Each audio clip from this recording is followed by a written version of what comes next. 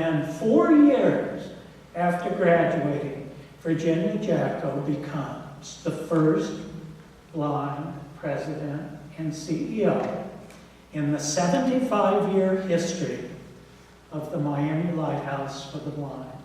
And you are talking, my friends, about a proud history. Helen Keller was one of the founders, along with the Miami Lions Club and Rotary Club. She's been phenomenally successful. Virginia has more than doubled revenues. Imagine that in today's world. More than doubled the revenues of the Lighthouse. They've launched a number of exciting new programs like music production. She travels all over Miami and around the state and to Tallahassee, testifying before the legislature. She's been a real winner.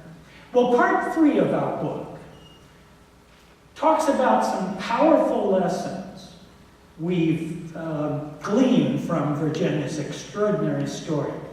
Lessons that we think anyone, anywhere can put to use in overcoming barriers, meeting challenges, and building richer and fuller lives. Well, the first lesson I want to talk about is reach out. First lesson in our book, reach out aggressively all the time.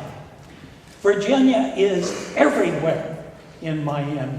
She's all over the state. She's constantly speaking. And I think it's one of the reasons she's been a phenomenally successful CEO. And by the way, as you might imagine, when you're blind, it takes a little bit of courage to appear in a ballroom where you can't see anyone. And sometimes she arrives alone and she just stands there and there's no one to meet her. Sometimes the driver goes with her, but it doesn't matter. She's still going out. And Virginia has a philosophy. Every person you meet, no matter who, is a potential friend and ally for the Lighthouse. She is a friend builder par excellence. And it begins with her board. She loves her board. You know, some CEOs can be a little bit defensive with boards. They kind of watch boards, worrying about micromanagement and things like that. Not Virginia Jacko. She looks at her board, she sees a precious asset.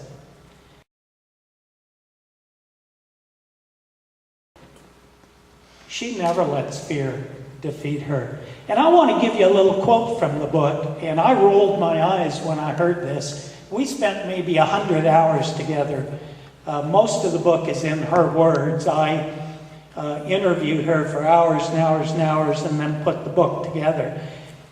And this is what Virginia says about being blind.